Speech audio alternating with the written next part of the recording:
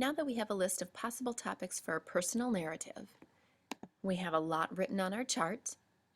I want to share with you how writers develop personal narrative pieces. For instance, if I want to write about my Thanksgiving in Michigan, I'm not going to give you the directions of how I get to Michigan.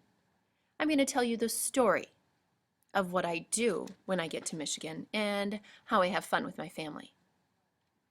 If I want to write about how I hurt my knee playing basketball, I'm not going to give you the details of the doctor and how the doctor fixed my knee. I'm going to tell you the details of what happened before and then what happened after. Maybe a little bit of the doctor information will come up, but it won't be a how-to. So I want to write a personal narrative story. So remember, it's a personal narrative story. Let's go back to our table of contents that we've created. And under personal narrative, we're going to create the page narrative elements. That's going to be the next step in our writing process after we have our ideas and understand what a personal narrative is. So put the next page number down, write narrative elements, and then you go to the next clean page. That's where you're going to find elements of personal narrative. Now teachers, you have this chart. Please hand it out to your students.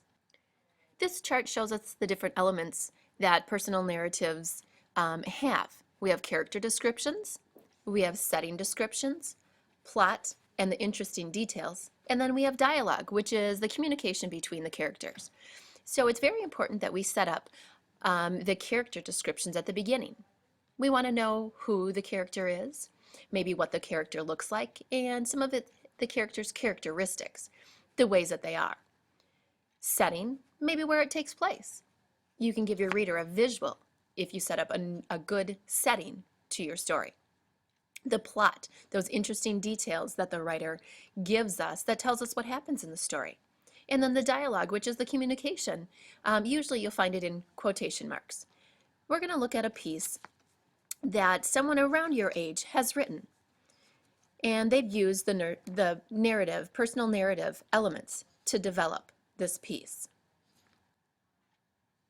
This piece is called Watch Out for Your Little Sister. Listen while I read.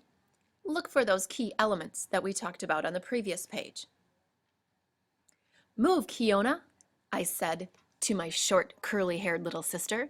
She was eating a popsicle, her chubby legs in pink tights. She stood there, right smack in the middle of the sidewalk, still slurping the juice down from the cherry-flavored popsicle. She sucked on that popsicle like a cat lapping milk. I was at my grandma's house on Fremont Street with my sister, Kiona, and my best friend, Leah. Leah is the exact opposite of Kiona. I looked around the back street where my grandma and grandpa live. They live in a baby blue house with white trim. All around me, there were rainbow-colored leaves, luscious green trees, and a rocky sidewalk. Crash! I almost ran into Kiona, but she jumped out of the way just in time.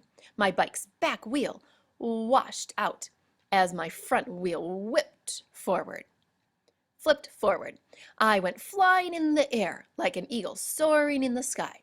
Being the unsafe child that I am, I wasn't wearing pads or even a helmet. So when my entire body went skidding over the hard gravel ground, it hurt. I lay on the ground for about 2 minutes. I heard wailing. I opened my eyes and saw Kiona. You're not dead, my sister said, rubbing her eyes and smiling her biggest smile. She stood up, dusted off her pants, and finished eating her cherry popsicle. I looked at Leah. Leah looked at me. Then we both laughed and laughed until our stomachs started growling. So we decided to get our own popsicles. Lemon lime. Now that we have the personal narrative in front of us, let's take a look for those special elements that the writer used in her story. Do you see any descriptions of possibly the details of maybe the girl's characteristics or any of the characters' characteristics? When I look, I see my sister has short, curly little hair.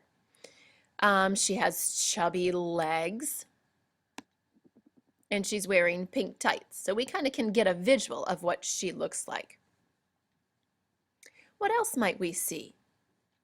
We see the setting, don't we? Maybe you can find the setting as your teacher pauses. Hopefully you found that the setting was at the grandma's house. This whole paragraph is what the grandma's house looks like. Lived in the baby blue house with white trim. We can get a visual with that. All around me, there were rainbow colored leaves, luscious green trees, and a rocky sidewalk. So that's a great visual of what we're kind of looking at and where the story takes place. We don't even need to know the town, but we do know from up above in the paragraph before that that her grandma lives on Fremont Street. Again, we don't know the town, but it's not necessary for us to know that. What about the plot or interesting details? What actually is happening in the story? Why don't you see if you can find that with your classmates? Hopefully you found the part where she talks about her bike. That's kind of the main idea within the story. My bike's back wheel washed out as my front flipped forward. And then it tells what happens after that. I went flying in the air like an eagle soaring in the sky. So you can highlight that or underline that section in the story.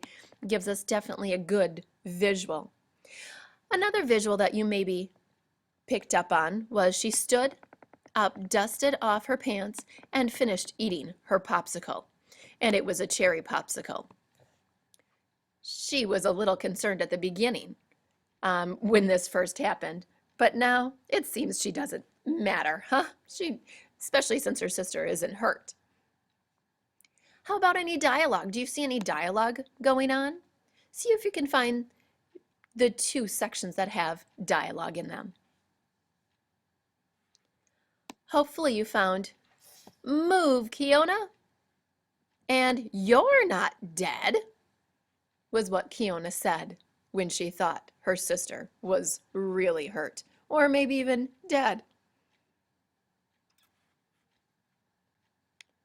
So as we see, this writer was able to use quite a bit of the elements that we had talked about on the previous chart.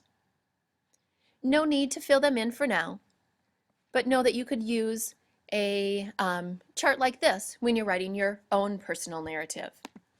Next time, we'll take another look at some more narrative pieces, and then we will go into writing our own short narrative, personal narrative pieces.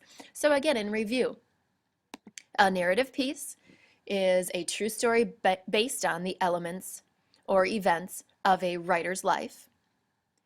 It tells about topics that matter to the writer.